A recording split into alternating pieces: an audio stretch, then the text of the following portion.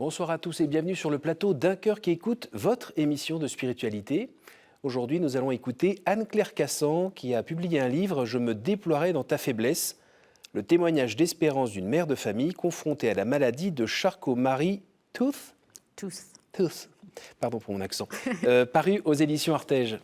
Bonjour Anne-Claire. Bonjour. Merci d'être présente. Merci. Ce qu'on devrait voir dans cette émission avec vous, fruit de votre livre, c'est que si la maladie arrive tout d'un coup dans votre vie, alors que ce n'était pas forcément prévu, et qu'on est marié, qu'on est maman de 4 enfants, cette maladie insidieuse n'empêche pourtant pas la grâce d'être présente et de peut-être vivre autre chose qu'écrasé par le poids de cette contingence. Et vous allez nous expliquer comment vous arrivez à avoir cette lumière dans les yeux. Oui. Juste avant, je vous invite à nous lire un extrait de texte de votre choix.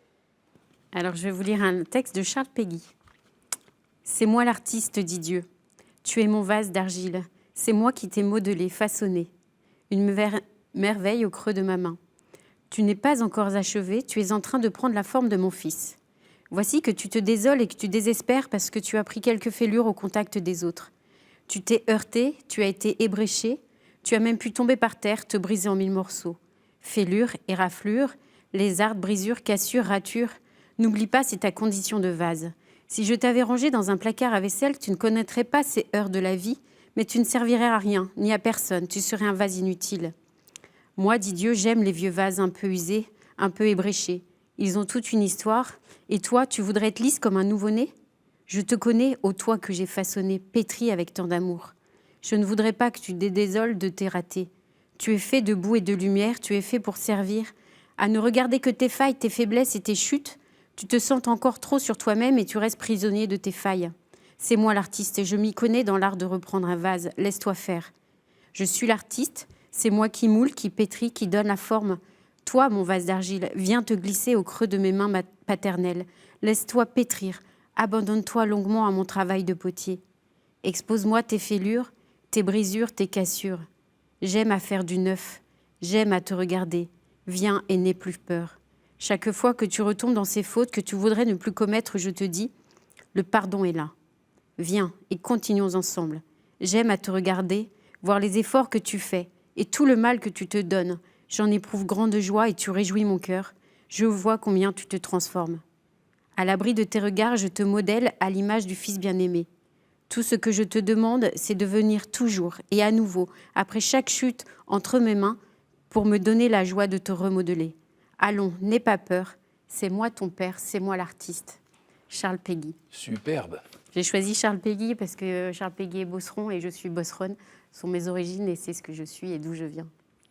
Et en lisant ça, j'étais en train de me demander si vous étiez plutôt porcelaine, faïence, terre cuite.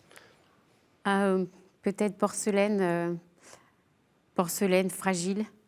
Fragile, mais qui, par ses brèches, peut faire passer la lumière et qui, je l'espère, peut, si on mettait de l'eau dans ce vase, par ses brèches, si il y a des graines qui sont semées au sol, peut-être que je pourrais arroser ces petites graines et les faire s'élever vers le Seigneur.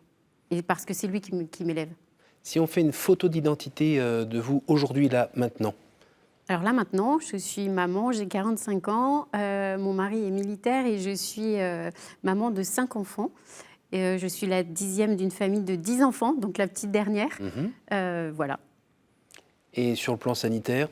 Sur le plan sanitaire, alors voilà, je suis atteinte de la maladie de Charcot-Marie-Tooth. C'est une maladie familiale, une maladie génétique. C'est une maladie neurodégénérescente musculaire qui touche notamment les extrémités, donc les mains, les avant-bras, les pieds, voilà.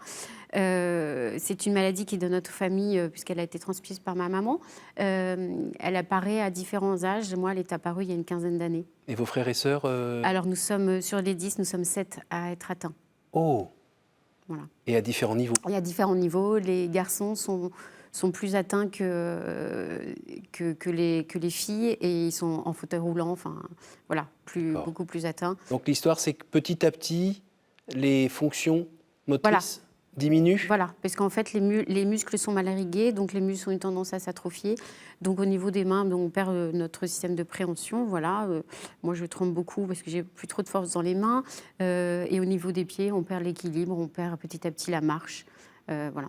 Donc, on va dire que Et- intellectuellement, ce que vous savez, c'est que c'est pas une ligne droite, c'est quelque chose qui descend C'est quelque de chose manière qui- inéluctable. Voilà, c'est dégénératif, c'est inéluctable. Vous l'avez appris à quel âge? Alors moi, il y a une quinzaine, et donc à 30 ans. Ce qui est assez tard.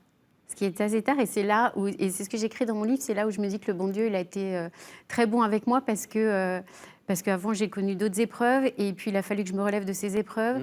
Et puis j'ai eu mes 5 enfants et peut-être que là maintenant, avoir 5 enfants avec la maladie ou même à cet âge-là, ça aurait été beaucoup plus compliqué. Et donc j'ai cette grâce d'accueillir ces 5 enfants.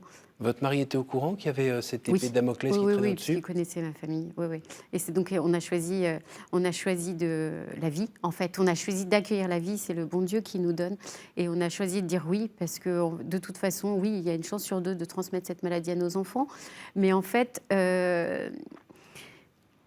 à n'importe qui, il peut arriver quelque Oui. chose dans sa vie et Oui. quelque chose peut-être même Le de pot de plus fleurs, terrible. En se Voilà. promenant dans la rue, Exactement, donc sur la tête. voilà. Et puis en fait, la maladie n'empêche pas de vivre et n'empêche pas d'être heureux. Et au contraire. Attendez, vous dites des trucs révolutionnaires là. La maladie n'empêche pas de vivre et d'être heureux. Mais pourtant, on n'a pas envie d'être malade, on n'a pas envie de vieillir. Tout le monde se bat pour ça, non?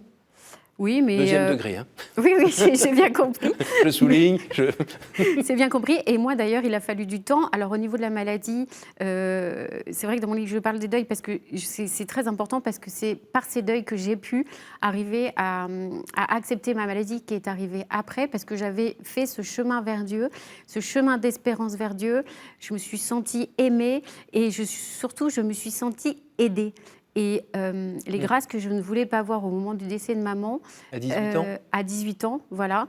À 18 ans, où d'ailleurs j'ai fermé un peu la porte au bon Dieu en disant, bah, justement, où es-tu? Parce que là, j'ai besoin de toi et je ne te vois pas. Et je ne te vois pas dans les personnes qui m'entourent parce que je trouve qu'ils ne trouvent pas les bons mots ou qu'ils sont même absents. Et après, c'est lorsque j'ai rencontré mon mari et qui m'a remis sur le chemin de la foi ou qui m'a remis sur ce chemin d'espérance, où là, j'ai commencé à ouvrir mon cœur et à voir qu'en fait, le bon Dieu, il était déjà là. Simplement, je lui avais fermé un peu la porte. Et c'est saint François de Sales qui dit que le consentement à la grâce relève plus de la grâce que de notre propre volonté, mais en revanche, la résistance à la grâce relève de notre seule volonté. Oui, oui, oui. Voilà. Et là, c'est vrai que maintenant quand je suis arrivée sur ce chemin d'espérance et avec le bon Dieu à mes côtés et que je voyais ces grâces, là, je me suis dit, bon, bah voilà, là, il y a la maladie qui apparaît, je savais qu'elle pouvait arriver. Mais j'ai ces grâces. J'ai Jésus à côté de moi qui a lui-même souffert. Il a souffert, il s'est battu pour nous montrer, pour nous ouvrir les portes du ciel. Eh bien, moi aussi, je vais me battre face à cette maladie. Je me servir de ces grâces pour m'aider à me relever chaque jour, parce que chaque jour, voilà, c'est difficile, je ne sais pas comment je vais être, c'est un peu une inconnue chaque jour. Et je vais me battre aussi pour montrer, et en premier lieu à mes enfants, qu'il y a de la lumière, qu'on peut vivre avec, et voilà. Qu'est-ce qui fait que, attention, deuxième degré, qu'est-ce qui fait que ce n'est pas l'autosuggestion? Ce n'est pas la méthode Coué? Ah bah alors, clairement, déjà, moi, très souvent, j'ai ce mot « incarne » qui vient à mon oreille et mon cœur me rappelle que... mon corps, pardon, me rappelle que j'ai besoin d'aide. Et ce n'est pas de l'autosuggestion, dans le sens où j'ai déjà vu ses œuvres. J'ai crié vers lui plusieurs fois, notamment au moment de... alors c'est vrai que l'une des dernières et l'une des plus grosses, c'est celle des plus grandes qui m'a conduit à écrire ce livre. J'étais en adoration dans une basilique, il se trouve un matin dans une basilique toute seule. Je peux la citer, c'était la basilique de Fourvière à Lyon, face à la Sainte Vierge, face au bon Dieu, tout petit, là, dans cette hostie. Et j'ai crié vers lui parce que c'était un moment où c'était difficile, où je dis souvent que je suis fatiguée, d'être fatiguée. Oui. Voilà, parce que d'être malade, c'est quand même compliqué. Ça, je ne veux pas faire un éloge de la souffrance, c'est compliqué. Et à ce moment-là, j'avais besoin de lui et je lui dis viens vers moi. Enfin, là, j'ai besoin de toi. Il faut absolument que tu m'aides. Et là, j'ai entendu une musique dans cette basilique et c'était Vivre d'amour de Sainte Thérèse. Et Sainte Thérèse, elle fait partie de ma vie depuis toute petite. Et ce chant Vivre d'amour, il a une connotation particulière. Pour moi, je l'ai chanté au mariage de mon frère, ça a été très émouvant. Et j'ai senti surtout, et c'est ça qui est très important, j'ai senti une paix en moi, quelque chose qui m'a dit « Ne t'inquiète pas, je suis là, avance et surtout n'oublie pas le mot amour dans ta vie ». Et c'est vrai qu'avec les deuils que j'ai vécus, il y a une chose qui reste en fait, c'est l'amour. On peut avoir n'importe quelle vie sur la terre, une vie très... Voilà. Ce qui reste, au fond, là, on a tous la même finitude, la mort. Mais à ce moment-là, qu'est-ce qui reste? C'est l'amour. Quand j'ai perdu mes parents, Votre maman, c'était à 18 ans. Et mon papa à 21 ans. Je l'ai vécu tout autrement parce que j'avais rencontré mon mari entre-temps et qu'il m'avait mis sur le chemin de l'espérance. Et que moi, c'était même une délivrance parce que je le voyais souffrir de cette absence. Et je savais qu'en ayant cette espérance au cœur, je savais qu'ils étaient réunis tous les deux. Je crois en la communion des saints. Et je ne sais plus ce que je veux dire. Après, le fait d'être la 10e, la petite dernière, ça fait peut-être aussi que ces morts sont un peu différentes. Vous avez toujours été habitué à être entouré avec du monde. Voilà, exactement. Et puis la mort, c'était quelque chose qu'on ne parlait pas forcément. Or, la mort, et j'y tiens. Et moi, ça m'a fait avancer parce que des malheurs, on peut en sortir quelque chose de bien. La mort, ça nous apprend à vivre, en fait. À vivre correctement, enfin là, vous allez dire que c'est peut-être suggestif, mais c'est à vivre dans l'essentiel et à ne pas perdre de temps à vivre. Oui. Et dans cet essentiel, il y a l'amour. Et moi, c'est cet amour qui me porte, l'amour de mon mari, qui m'a acceptée telle qu'elle, avec ma maladie, l'amour de mes enfants. Et moi, je veux transmettre maintenant cet amour à mes enfants et aux personnes que je veux rencontrer. Parce que si je veux être un message d'espérance, moi, pour eux, je me suis beaucoup reposée sur des témoins, moi-même. Donc, si je pouvais l'être pour les autres... Et on sent dans ce que vous dites qu'il y a une urgence. Oui, il y a une urgence. Il y a une urgence à vivre, mais qui, en fait, ce que vous dites pour vous, l'est aussi pour nous, parce que le compteur aussi, il tourne, comme vous disiez tout à l'heure. On ne sait pas quand ça s'arrête. Voilà. Et donc, le côté, quand vous entendez quelqu'un qui a 1 heure à tuer, ou quelqu'un un enfant, par exemple, quand un enfant trouve que c'est long et essaye de combler les 2 heures de permanence parce qu'il ne sait pas quoi faire. Alors là, je leur dis profitez. Voilà. Et quand je suis à un âge où mes amis même ont un âge où leurs parents vieillissent, et là je leur dis, et même à tout le monde, je leur dis allez voir ceux que vous aimez, dites-leur que vous les aimez, après vous ne pourrez plus, soyez à leur côté. Des parents vieillissants, eux ils ont été, ils vous ont mis au monde, ils sont occupés de vous, ils s'inquiètent pour vous jusqu'à la fin de leur vie, donc vous pouvez prendre ce temps pour vous occuper d'eux. Et voilà, j'ai envie de leur dire ça. Et surtout, approchez-vous des gens qui souffrent. La maladie fait peur, le deuil fait peur, mais approchez-vous. Et puis même si vous avez peur de ne pas dire les bons mots, juste poser une main, juste leur dire que vous êtes là. C'est ce que fait le bon Dieu, moi, avec moi, tous les jours, dans la prière. J'en ai besoin. La prière, c'est Sainte Thérèse qui dit que la prière est un cri de reconnaissance. Cette reconnaissance, je veux lui donner la première passe parce que c'est lui qui m'aide au quotidien. Donc j'essaye de faire 1 heure d'oraison chaque jour. Et chaque jour, et c'est possible pour tous, parce que la parole, elle est accessible à tous. Ils ont quel âge vos enfants? Ils ont de 19 à 12 ans. D'accord. Donc il faut quand même la trouver. Oui, alors il se trouve que là, je ne travaille pas. Alors c'est vrai que ma maladie m'empêche de faire certaines choses, mais elle me permet en l'occurrence d'avoir du temps pour prier. Et ça, je l'utilise chaque matin parce que chaque matin, c'est mon remède pour me mettre debout. Et puis chaque jour, je trouve quelque chose dedans. Je mets quiconque au défi de ne pas trouver une parole ou un personnage de la Bible qui lui ressemble et qui lui parle. Et voilà. Alors après, la prière, c'est quelque chose qui... Enfin, c'est pas forcément... ça peut être simple dans le sens où c'est un dialogue. Donc, on peut, comme un ami, on peut lui parler. Moi, ça me permet de me décharger. C'est l'endroit, c'est le moment où moi qui me sens faible... régulièrement, je me fais toute petite. Et je n'ai pas peur de me mettre toute petite face au bon Dieu. Et là, je lui dis, aide-moi et donne-moi les clés pour... Alors parmi les gens qui nous regardent, il y en a certains qui sont à l'hôpital, qui sont chez eux, qui sont malades, qui trouvent ça très long, très très long. Et puis petit à petit, ils ont fini un peu par se recroqueviller, un peu sur leur douleur. Ils sont moins en rapport avec ceux qui sont autour, ils sont un peu en train de se dessécher. Qu'est-ce que vous avez envie de leur dire? Parce qu'il y a une usure, hein. Il y a une usure de... Oui, il y a une usure, mais là, j'ai envie de leur dire, prenez n'importe quel petit geste de bienveillance que vous allez avoir dans la journée. Un regard, un verre Un d'eau, regard, un drap geste, remonté. un drap remonté, une visite. Le temps que vous pensez perdre, eh bien, pensez à ceux que vous aimez. Prenez un bon livre, moi j'aime beaucoup lire. Prenez la Bible, pourquoi pas. Vous allez voir, c'est pas si compliqué que ça. Reposez-vous sur l'autre. Alors l'autre peut être n'importe qui. Ça peut être une personne que vous ne connaissez pas. Ça peut être un soignant. Et reposez-vous sur l'autre avec un grand A.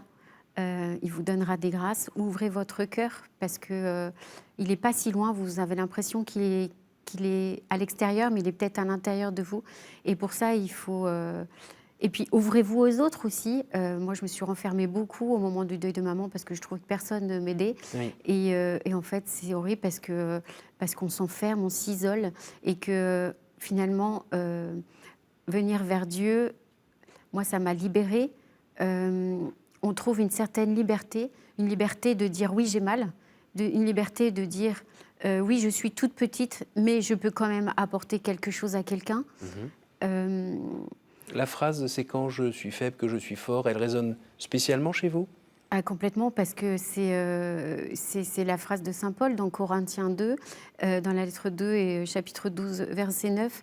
Page 328, Non, édition de mais Jérusalem. c'est une phrase qui est très importante pour moi parce qu'en fait, c'est d'accepter de mettre sa fierté dans sa faiblesse et d'accepter et de faire une place au bon Dieu dans son cœur pour que toute sa puissance s'exprime.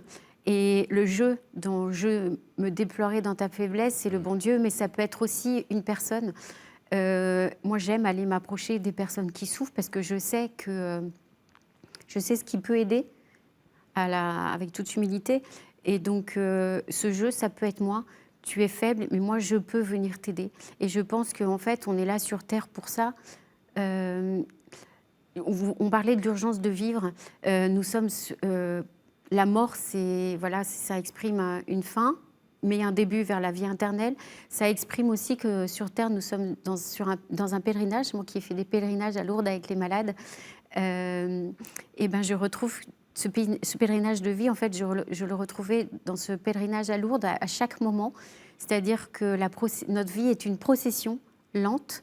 Venir à Dieu, je dis à ces personnes, ça peut prendre du temps. Moi, le discours que j'ai maintenant, ça a pris beaucoup d'années. Mais il a été éclairé. Vous savez, dans les processions, on tient des petits cierges. Il a été éclairé par les petits cierges qui nous montrent le chemin à suivre, ce chemin qui mène à Dieu, ce chemin... dans ces pèlerinages aussi, cette lumière, cette petite flamme, elle peut s'éteindre, mais il y a toujours quelqu'un à côté qui vient la rallumer. Donc j'aimerais dire à ces personnes, voyez ces petites lumières qui vont venir rallumer un peu d'espérance dans votre vie. Et puis surtout... n'oubliez pas que vous êtes aimé, que vous êtes enfant de Dieu et qu'il ne vous oublie pas et que vous avez toute votre place, même si vous êtes malade, mais vous avez toute votre place. Alors parfois, il y a quand même le « pourquoi moi ?» Et Dieu, qu'est-ce qu'il fait? Je lui demande de me guérir, il ne me guérit pas. Pourtant, j'ai des enfants, pourtant, je suis encore jeune, j'ai un mari, je peux apporter plein de choses, quoi. Pourquoi je ne suis pas guéri? Je demande, je fais même des efforts. Je suis allé à Lourdes, je suis allé à Rocamadour. Pourquoi il ne répond pas? Alors peut-être que... alors là, si on me posait la question, typiquement, est-ce que je voudrais être guérie de mon corps? Oui, évidemment. Mais je dirais que ce n'est pas la priorité. Là, il m'a guérie d'abord au niveau de mon âme parce que je m'étais un peu perdue. Et peut-être que je ne demandais pas la bonne guérison du départ, en fait.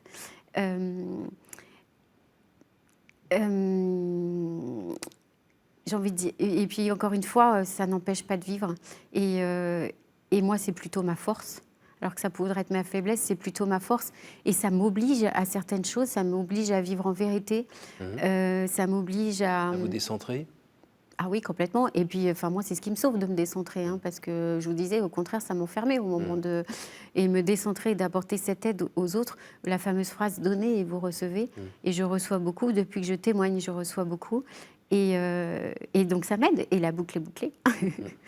Qu'est-ce que vous pouvez aussi dire tout à l'heure, vous avez dit que quand vous approchez de quelqu'un qui souffre, vous savez à peu près quoi lui dire, parce que Pas toujours, vous mais... partagez un peu ce qu'il vit. oui. Qu'est-ce que vous pouvez dire aux aidants qui peut-être s'usent parce qu'ils s'appuient peut-être parfois trop sur leurs forces, et puis de toute manière, à un moment, l'être humain aussi, il a le droit d'être fatigué Exactement. et usé, hein, Oui. que ce soit le mari, la sœur, le neveu, j'en sais rien. Qu'est-ce que vous pouvez nous dire? J'aime associer le mot aidant à aimant.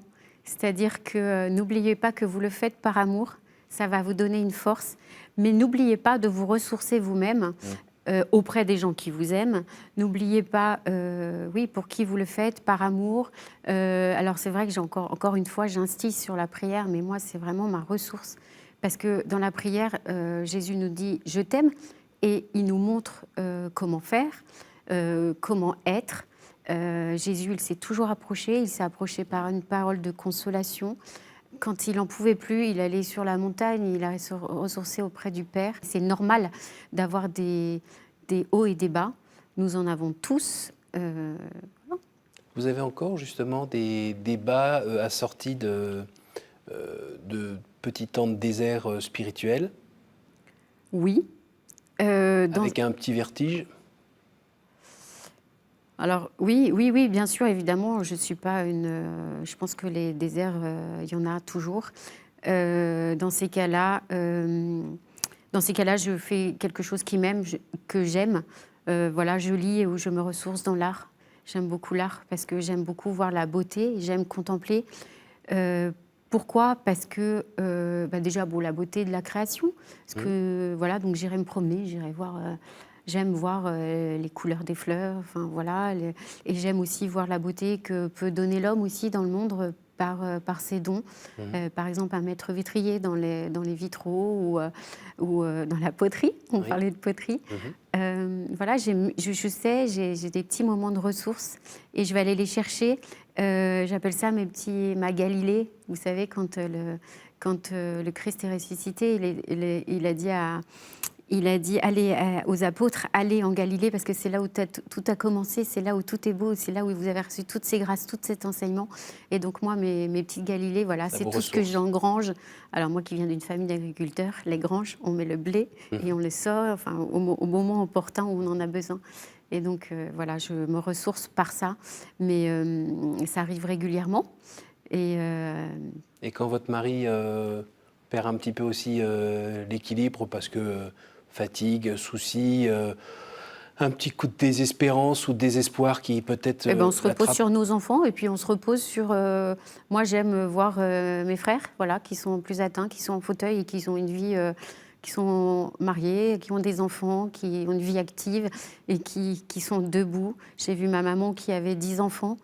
Voilà, c'est pour ça aussi que je voulais témoigner, c'est que je vous disais qu'à la fin, qu'est-ce qui reste? Il reste l'amour. Moi, ce que je veux transmettre à mes enfants, c'est une maman qui était debout, une maman qui continuait à avancer malgré les épreuves, parce qu'ils en auront des épreuves. Voilà, je veux leur donner ça et je veux leur donner la clé, le bon Dieu, et je veux leur dire allez-y, allez le chercher. Nous arrivons déjà à la fin de cette émission, le temps des questions courtes, réponses courtes. Je vous écoute, un chiffre entre 1 et 10. Alors 7, parce que nous sommes 7 dans la famille. Quelle est pour vous la plus belle fête? Pâques, la résurrection. Parce qu'après la souffrance, après cette bataille, il y a toujours des résurrections. Après les tristesses, il peut y avoir des résurrections. Ça peut prendre du temps, mais elle existe. Le bon Dieu arrive à faire sortir de la pire souffrance une lumière. Il faut que nous gardions ça à l'esprit. À nouveau, je vous écoute. 2. C'est le couple. En dehors de la Sainte Famille, quel est le personnage biblique qui vous touche le plus en ce moment? Alors j'en dirais 2, Marthe et Marie. Marthe, parce que la toute active, c'est un peu ce que j'étais, bon, je le suis encore un peu, mais et Marie, parce que Marie qui contemple, et j'aime contempler, et j'aime me ressourcer pour ensuite, après, agir. Une dernière? 8.